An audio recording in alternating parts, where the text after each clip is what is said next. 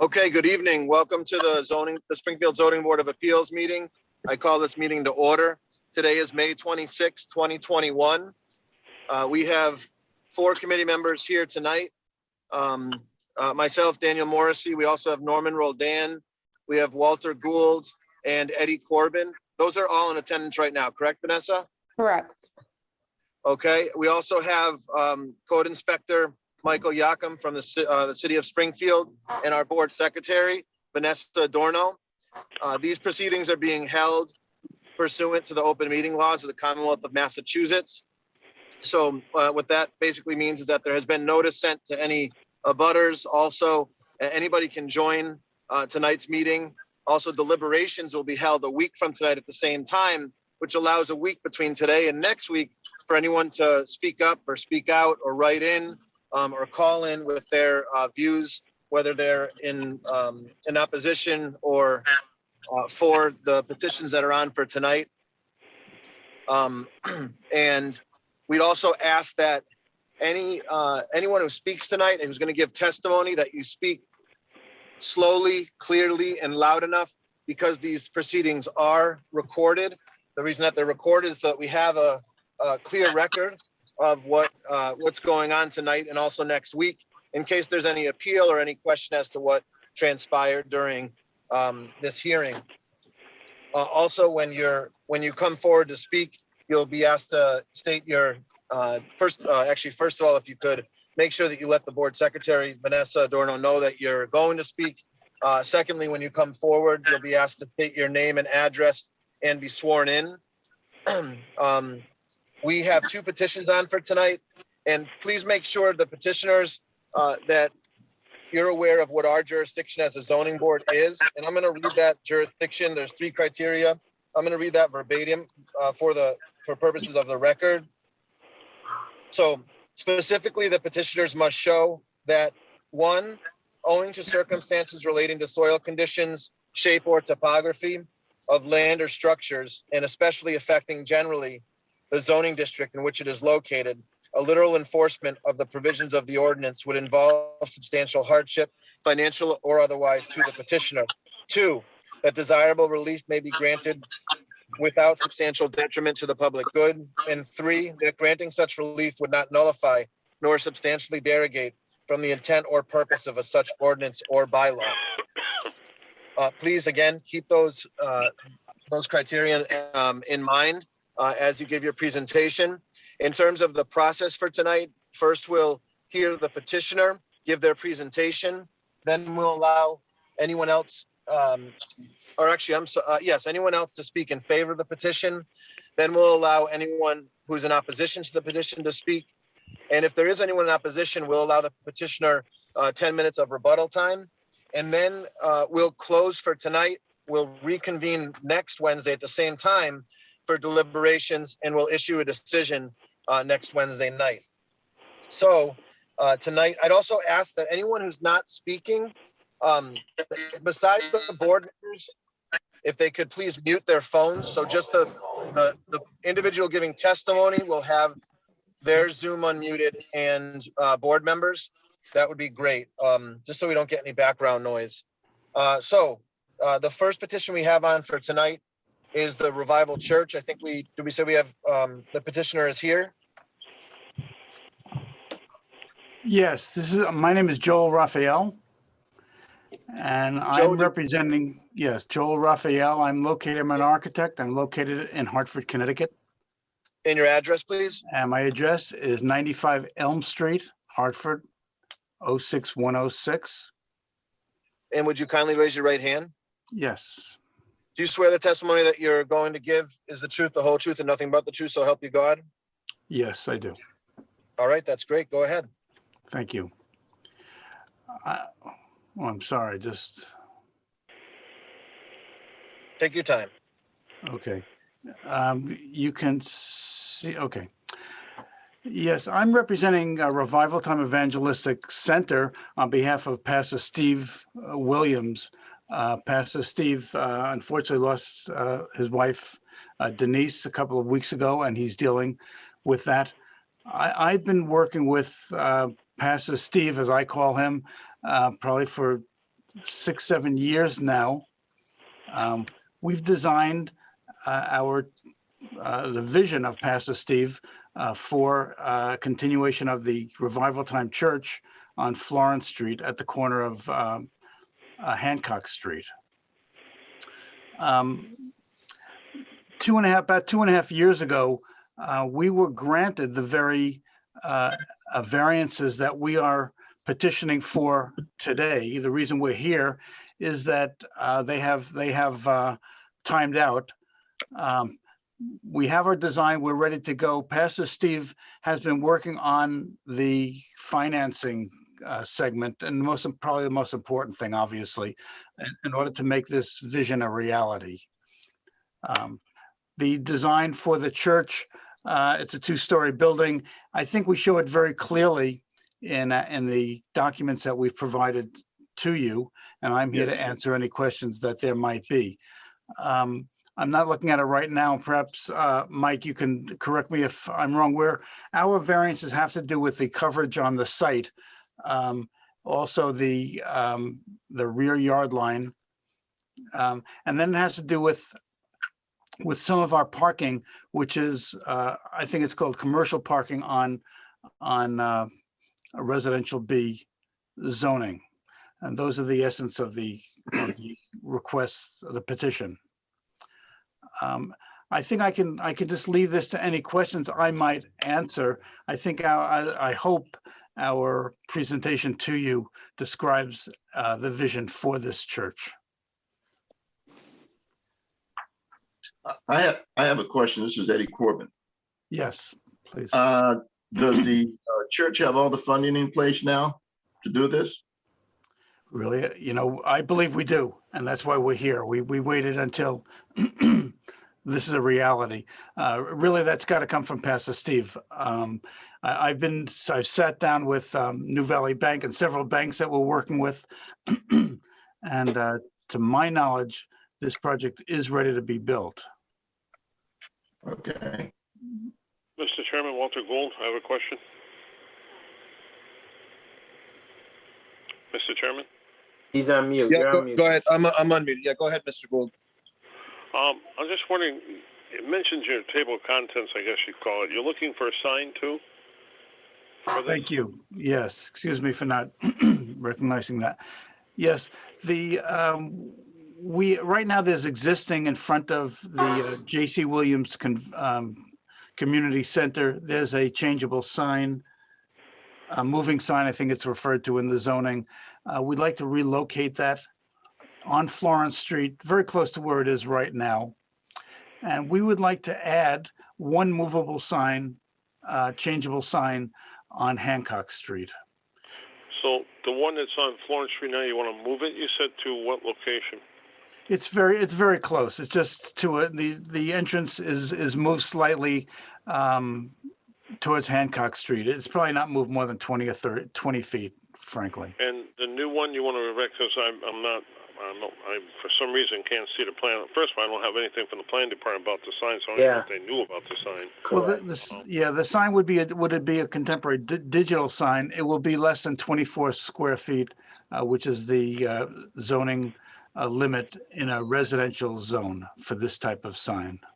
Okay. So is that going to be lit up brightly? Like, is it going to be around homes?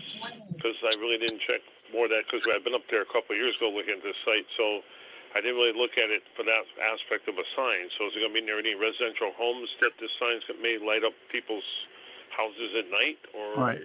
Yes. No. The answer is it would not. The sign that's existing on Florence Street did receive a variance in order to be put there. I'm not sure when that was, but that was quite a while ago. And I don't know that there's been any difficulty with that. It's not a bright sign. The sign on. The question I'm asking is, you want to put up another one, right? Correct? Another one on Hancock Street, yes. All right. So is that going to be near any? That's what I'm questioning. I know where the other one is. That was like 2006. I think that was granted. Yes. But I'm worried about or concerned about the new one you want to put up. Is that going to be near any residential property where it's going to adhere them from brightness in their room? You know, I mean, these signs can be very bright at times. Right. And I was wondering if we need to put some kind of a a restriction as to how bright it is. Like the one at Central High School, we put a restriction that it goes off at a certain time at night because nobody goes by Central High School at 2 in the morning reading a sign. So I was just wondering, because there's nothing here about the size of the sign you want to put up other than what you just told me. And usually Phil Droney from Planning sends us something telling us about the sign. I don't have that either. So I will say that that issue came up today, and I did have a chance to go speak to Mr. Dromey about the sign because part of the variance had no drawings application. So the sign, from what I understand, is going to be very similar to the one that was granted in 2006. They're showing it in the front of the new community center as it is right now. They are proposing to move it over to Park Street size, and Mr. Dromey from the planning department really doesn't have any issues as long as it stays in the same dimensions as the original sign that was granted in 2006. all right, thanks, Michael. Yep. That's it. Thank you. Thank you. Anyone else have any questions for the petitioner? I just want to make clear to the petitioner, the petitioner's representative, you're relying in terms of your oral testimony tonight. You are relying on the written submission that went through the our jurisdictional criteria for granting a variance.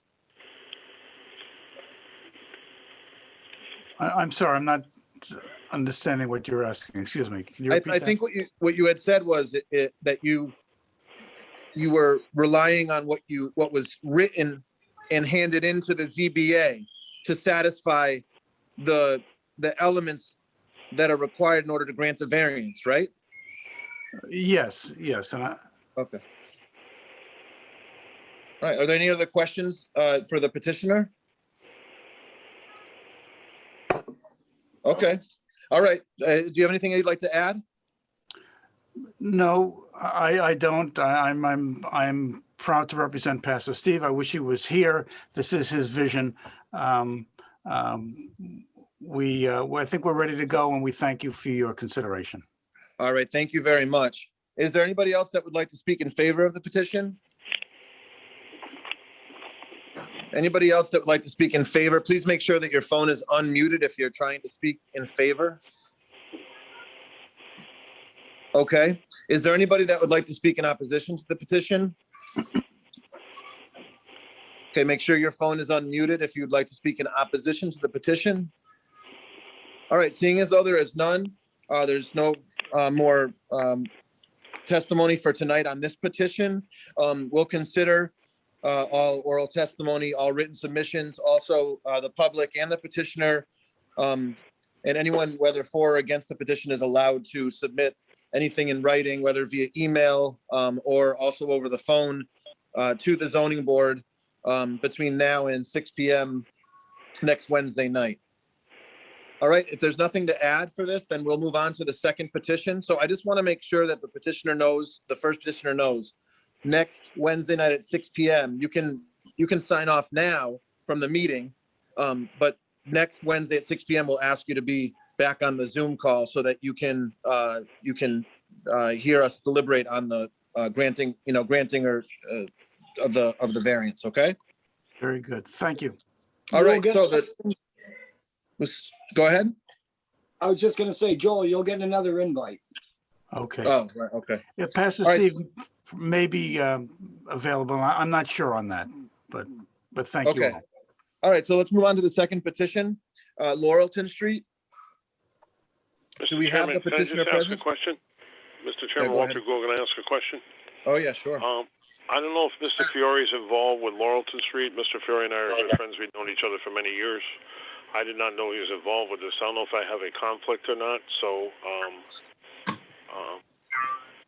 Okay. I mean, that's so typically that would have, I mean, if you've thought about that leading up to tonight's meeting, I mean, if it's something that you feel is going to, you have any financial interest in, I can't really advise you as to that. We do have a state ethics committee that you could, if you feel like you needed a formal ruling on. I mean, I know that there are obviously, because all of us are live in the city, there are plenty of people that we might know or have acquaintances or friendships. But if it's something that you feel is you either have some type of financial interest in or something that is going to sway your vote one way or the other based on that relationship, then that's up to you to decide. And we would need to know now. I wanted to make sure it was clear. That's all. Thank you. Yeah, Dan, that's exactly what you just mentioned is what the ethics commission would say. So I agree with what you just said, Dan. So Walter. Okay, so Walter, what you're saying is you're stating the relationship for the record, but you do not believe that you, number one, have no financial interest in the decision, and you also do not think that friendship will sway you either way in making a decision tonight. That's correct. I just want to put it on the table in case there's any questions. Okay. All right. Thank you very much. All right. So do we have the petitioner for Laurelton present tonight? Hello. Yes. Right here. Hello. Hello. Oh, there we go. Yes, Mr. Bruce. Hello. Yes, I'm in. I'm sorry. Okay, that's great. All right. So board member George Bruce is now present. We now have 5 members to hear the second petition. Okay. So is the petitioner here? Could you please state your name and address? John Hansel, White Avenue, East Long Meadow, Mass. I apologize. Did you state your address? Yes, John Hansel, 10 White Avenue, East Long Meadow. Thank you. Thank you. Would you please raise your right hand? Do you swear that the testimony you're about to give is the truth, the whole truth, and nothing but the truth, so help you God? I do. All right. Please go ahead with your petition, your presentation. Good evening. First, I'd like to thank the board for its time tonight and volunteering to do so. My name is John Hansel of New Way Homes, the applicant, and I've been building in Springfield since 1985. I built all through Springfield, and Pine Point has been one of my favorite locations, and I've always worked closely with the neighborhood and the neighborhood council and city councilors.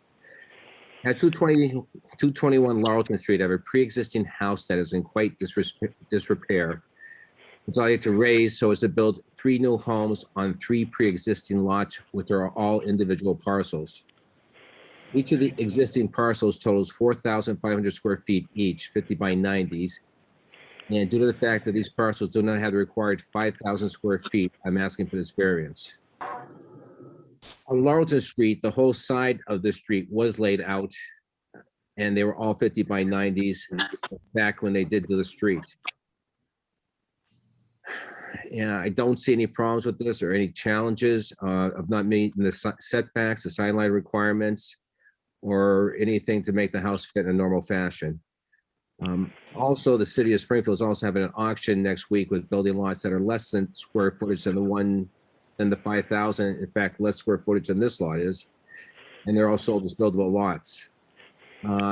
These new houses will not be a detriment to the neighborhood and will blend in with the newer homes directly across the street and greatly improve the value and continuity of the neighborhood and the street view.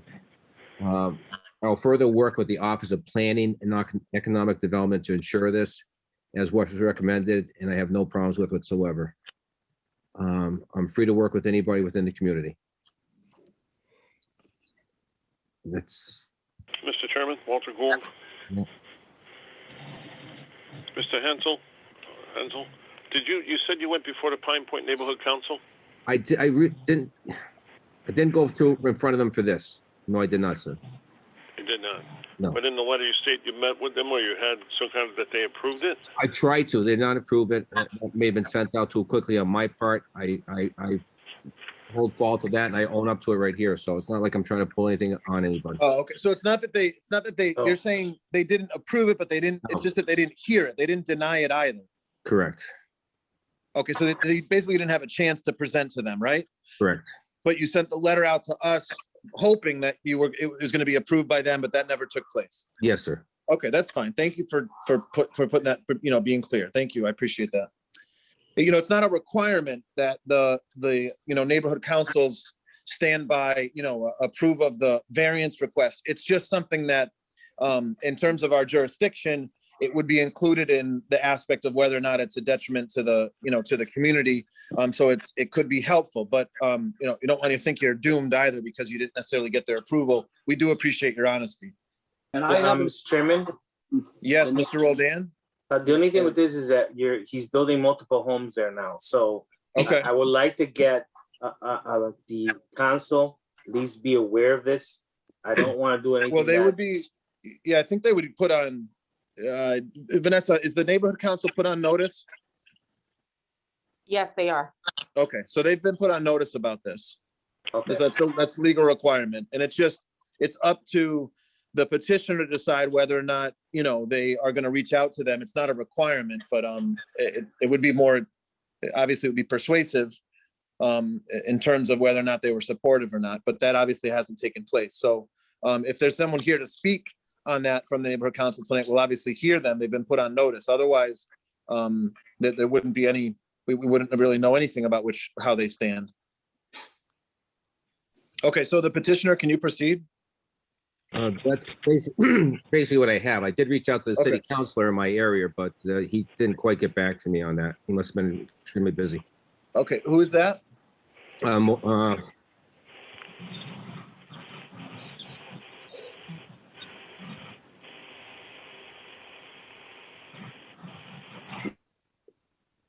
Hello. Yeah, Councilor Williams. Oh, okay. We didn't. Okay, and what you said you tried to reach out to him. Okay. Called him. I texted him. I should have emailed him also, but he didn't. Must have been busy or had more important priorities at the moment. Okay. All right. When was that you tried to? Okay. So yeah, it's also not a requirement. I don't know how long you've been trying to reach out to the. Well, I've worked with him in the past before on another situation we had. Okay. And so I can tell you the date I did text him. Okay. All right. Does anyone else have any questions for the petitioner? Any other questions for the petitioner? Okay. Is there anything you'd like to add? No, just I have built, like I said, several throughout the course of the year since 1985. I have built a lot of houses through the city of Springfield. I actually have something to say. John, were you able to read the planning department recommendations? Yes, I was. Okay, so you are aware that it's over 100-year-old house? Correct. Okay. Okay. All right. Seeing as though there's nothing else, the petitioner has completed their presentation. Is there anybody else that would like to speak in favor of the petition? Yes, I would. Okay. Myself as well. Okay. Could you please state your name and address for the record? Yes, my name is William Fiore. I reside at 55 Wildwood Glen in Long Meadow, Mass. Would you kindly please raise your right hand? Do you swear that the testimony you're about to give is the truth, the whole truth, and nothing but the truth, so help you God? I do. All right. Go ahead, Mr. Fiore. All right. First of all, I'd like to thank you for the opportunity to address this board.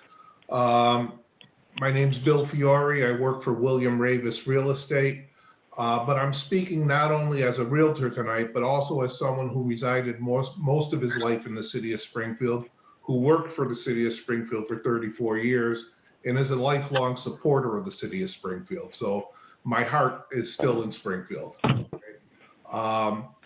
I'm in a rather unique position here because not only have I worked with Mr. Hansel in the past, I actually represented the estate that sold this property to Mr. Hansel.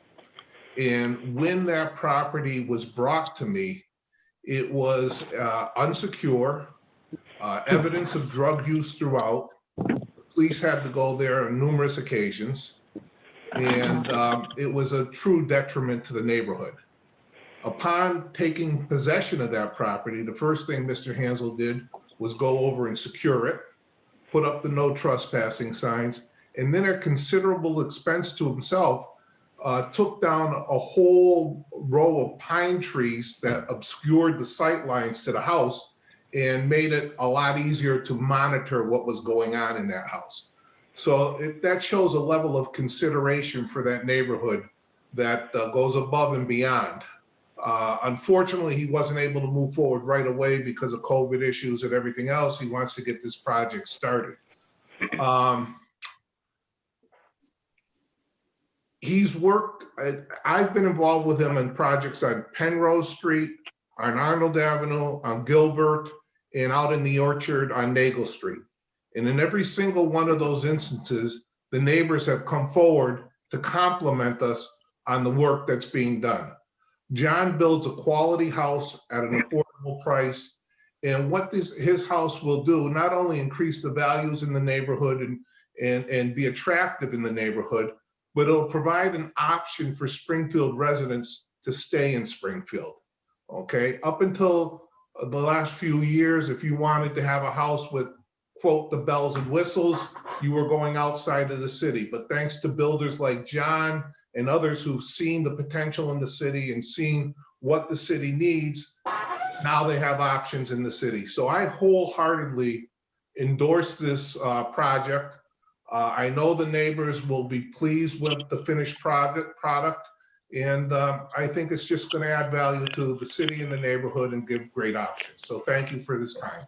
Thank you very much, Mr. Fiore. Is there anybody else that would like to speak in favor of the petition? Yes, Okay, please state your name and address for the record. my name is Oliver Figueroa from 1259 Punchy Road, Springfield, Mass. Would you please raise your right hand? Do you swear that the testimony you're about to give will be the truth, the whole truth, and nothing but the truth, so help you God? Yes. All right, please proceed. Okay, so first of all, I just want to thank you for the opportunity given. I've been involved in the community of Springfield for over 20 years. And the reason I decided to join this meeting is because to me it's important. I'm a realtor as well as Mr. Fiore, and I'm in favor of John Hazel because in the past we worked together and I've been able to accommodate in his new constructions. So a couple of my buyers, and I can see the importance of bringing new construction into the neighborhood. First of all, it gives the opportunities for more families to own a new home, and you know, and also it helps the lack of inventory that we have in the city of Springfield currently happening. Also, it will bringing a new construction brings that you know, it gives a sense of developing improvement into the neighborhood. And I agree with Mr. Fiore when he mentioned that, you know, he cares for the community by, you know, making sure that the area becomes safer but also greener. Because one of the things, not because it's a requirement, but I noticed he goes up and beyond with making sure that he plant trees and it's green. And by the time that the house is built and ready, you know, it's already, you know, nice and with nice plants and a lot of new things that will bring life to the community. I think that will be pretty much, you know, what I would like to say in favor of Mr. Hazel. All right, thank you very much. We appreciate your you coming here tonight to give that testimony. Is there anybody else that would like to speak in favor of the petition? Anybody else that would like to speak in favor of the petition? Seeing as though there is none, is there anybody that would like to speak in opposition? Is there anybody that would like to speak in opposition to the petition? All right, there's no opposition either. So we'll consider everything that you presented, both. What's that? Walter Gould, we do have a letter, correct, from opposition from people on the street? Well, yeah, so what I typically say at the end of the testimony is that we'll take into consideration all oral testimony tonight and any written submissions, and we'll consider that over the next week and also during our deliberations next Wednesday night starting at 6 p.m. Mr. Chairman? Mr. Chairman? Yes, go ahead. So it's been Norm. So taking account that we reviewed the case, I think that we should probably make motion to adjourn the meeting and maybe look over the petitions that was put in for next revision on our meeting next week. Sure. And make the decision then at that point. So a motion to adjourn. Okay. Is there a second? Second. Okay, so we have a motion to adjourn from Mr. Roldan, probably moved in second by Mr. Gould. We'll take a roll call vote to adjourn the meeting. Mr. Roldan? Yes. Mr. Gould? Yes. Mr. Bruce? Yes. Mr. Corbin? Yes. Okay, and I also, Dan Morrissey, also vote in favor of adjourning tonight's meeting. All right, thank you, everybody. We'll go off the record now, and we'll see everybody tomorrow, next Wednesday at 6 p.m.